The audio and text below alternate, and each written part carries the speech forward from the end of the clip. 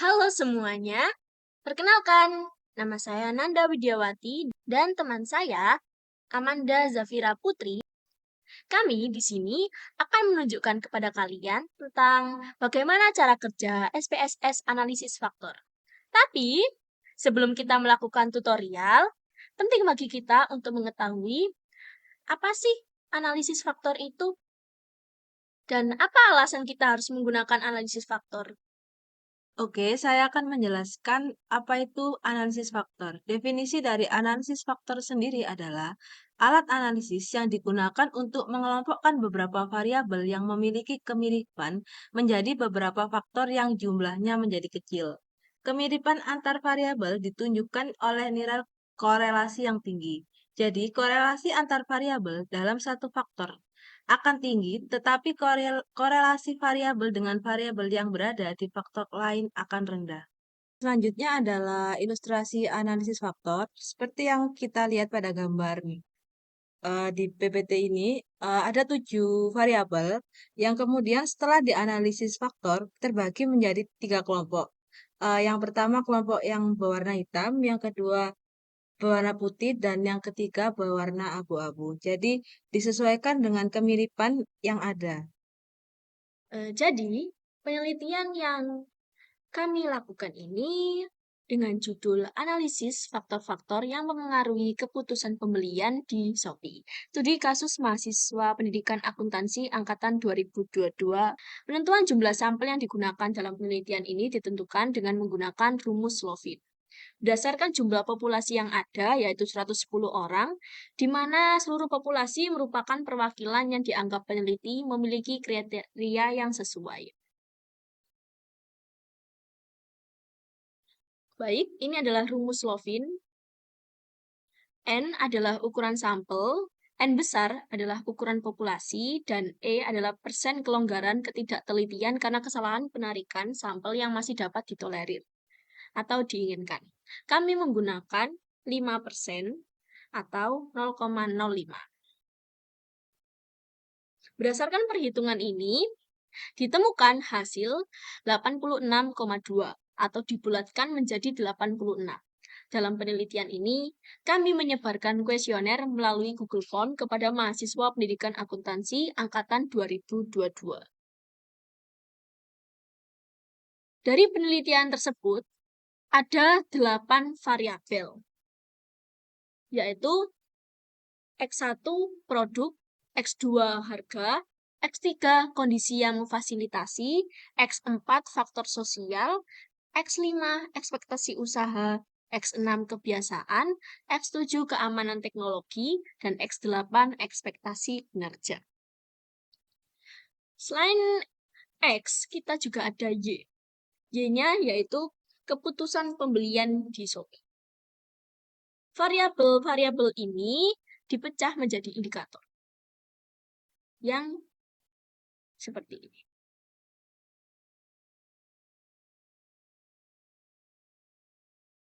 Oke, sekarang kita akan masuk kepada aplikasi SPSS. Untuk yang pertama adalah pada data view, kita memasukkan data-data responden yang sudah kita cari di awal. Jadi di sini itu ada 86 responden serta 28 variabel yang bercabang menjadi 26 variabel. Pada variabel view, untuk name-nya bisa kita rename sesuai dengan yang kita mau, kan karena di awal tadi ada X1.1, X2, X1.2 sampai pada X8.5. Itu bisa rename sesuai dengan apa yang kita mau. Setelah itu, untuk menganalisis datanya, kita masuk kepada Analyze, Dimension Reduction, Faktor. Setelah itu kita masukkan semua variabel. Jadi di sini ada totalnya 8 variabel yang bercabang menjadi 26 variabel. Setelah kita masukkan pada variabel, untuk selection variabelnya kita kosongin saja. Setelah itu deskriptif. Untuk faktor analisis deskriptif kita sendiri yang perlu kita centang adalah bagian anti-image serta KMO and Bartlett Test of Sphericity. continue. Untuk extraction sendiri, metodenya kita menggunakan principal components, continue. Rotationnya kita menggunakan Varimax, continue. Untuk skornya sendiri, untuk save aja di akhir, tapi kita nggak perlu ngelakuin sekarang karena siapa tahu nanti ada meredaksi data yang untuk mengeliminasi data-data yang nggak sesuai dengan yang diharapkan. Oke, setelah itu kita akan mendapatkan hasil dari faktor analisis yang sudah kita eh, dapat di awal. Untuk yang tabel pertama adalah tabel KMO and Bartlett test. Yang kedua anti-image matrix. Yang ketiga communalities. Yang keempat total variance explained. Yang kelima component matrix. Dan yang keenam rotate component matrix. Yang ketujuh komponen transformation matrix. Setelah itu step di awal yang harus kita lakukan adalah melihat data KMO Bartlett test-nya sendiri yang sudah ada pada PPT ini. Pengujian yang pertama adalah KMO and Bartlett test. Yang kita dapat dari data di awal, Kaiser-Meyer-Oakley measure of sampling adequacy adalah 874. Bartlett test of sphericity approach chi-square 1420,494. DF-nya 325 dan SIG-nya 000. Jadi nilai KMO yang kita dapat pada data kita adalah 0,874 yang lebih besar dari 0,5.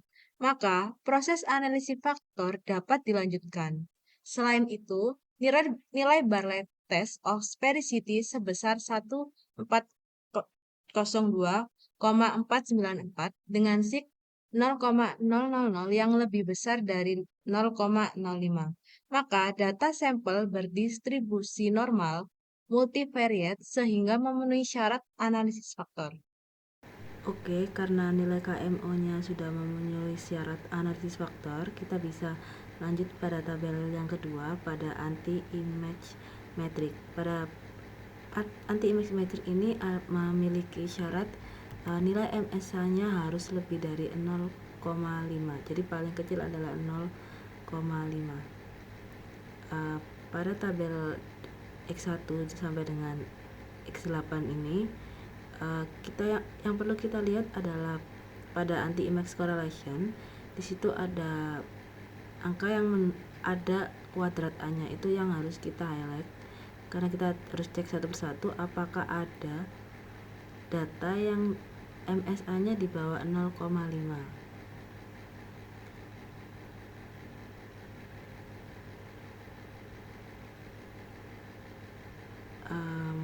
Setelah kita cek dari X1 sampai X8 ada salah satu data yang di bawah 0,5 yang artinya harus kita eliminasi. Yang dijelaskan pada PPT ini karena nilai MSA X1.1 adalah 484 di bawah dari 0,5, maka X1.1 tidak masuk dalam analisis faktor step selanjutnya. Maka dari itu kita perlu menghilangkan atau mengeliminasi indikator X1.1 karena paling kecil. Karena kita perlu mengeliminasi X1.1, kita harus menganalisis ulang dengan mengeluarkan X1.1. Untuk variabelnya X1.1 kita keluarkan dan mengecek deskriptif, extraction, rotation, hingga option apakah sudah sesuai dengan settingan di awal. Jika sudah, kita oke. Kembali pada nilai KMO, kita harus cek satu persatu juga apakah datanya masih normal agar bisa lanjut pada tabel selanjutnya.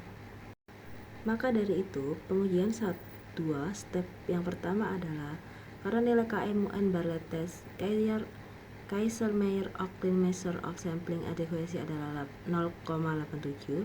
Bartlett test of sphericity approach chi-square 1381526 dan DF300 signya 0,000.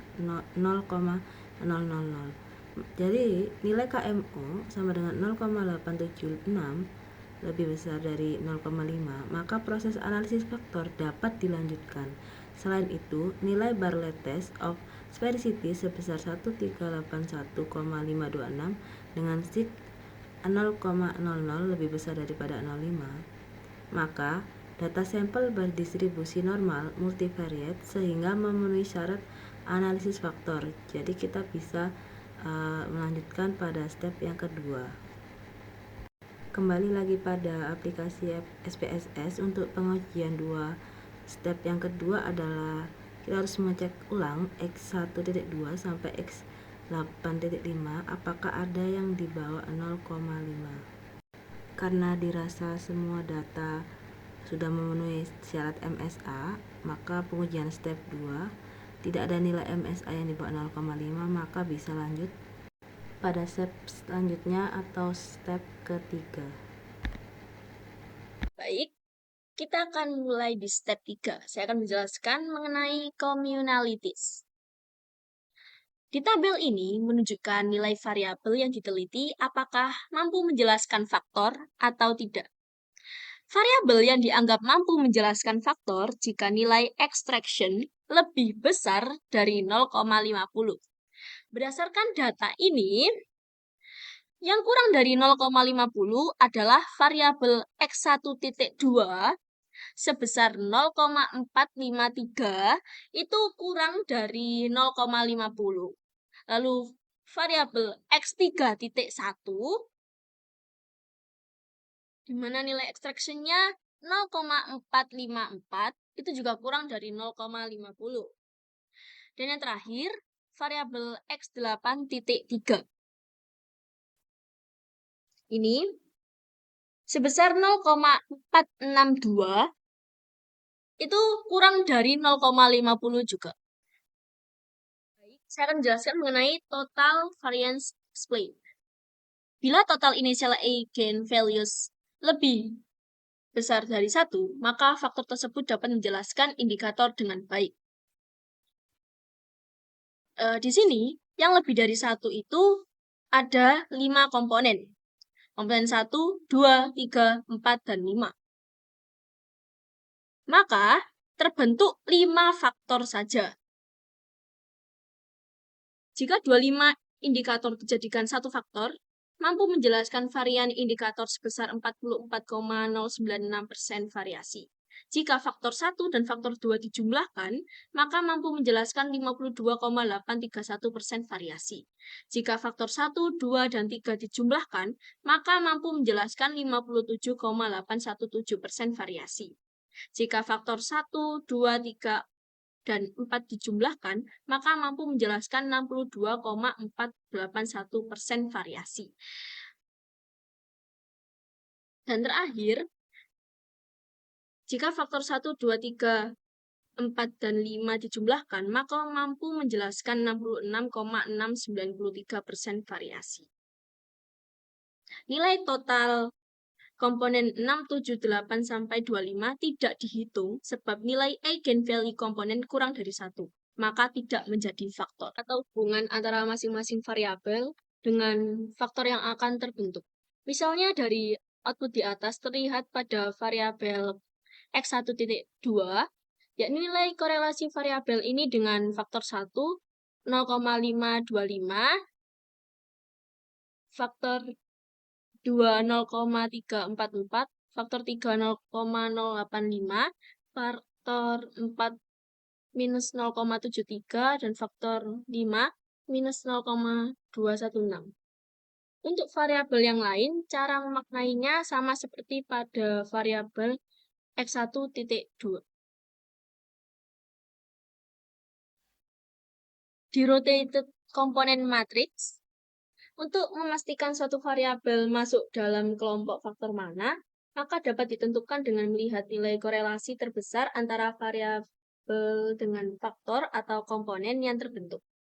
Cara membaca hasil analisis faktor model rotasi adalah di variabel X1.2, Nilai korelasi faktor 4 itu lebih besar dari faktor lainnya, yaitu sebesar 0,467. Maka variabel X1.2 termasuk kelompok 4. Cara membacanya seperti itu. Maka kesimpulannya dapat kita ambil adalah faktor 1 mencakup variabel X1.3, X4.1, X4.2, X4.3, X5.1, X5.4, X6.1, X6.2, X7.1, X8.1, X8.2, X8.3, dan X8.4. Faktor 2 mencakup variabel X2.1, X2.3, X8.5. Faktor 3, X4.4, dan X7.2.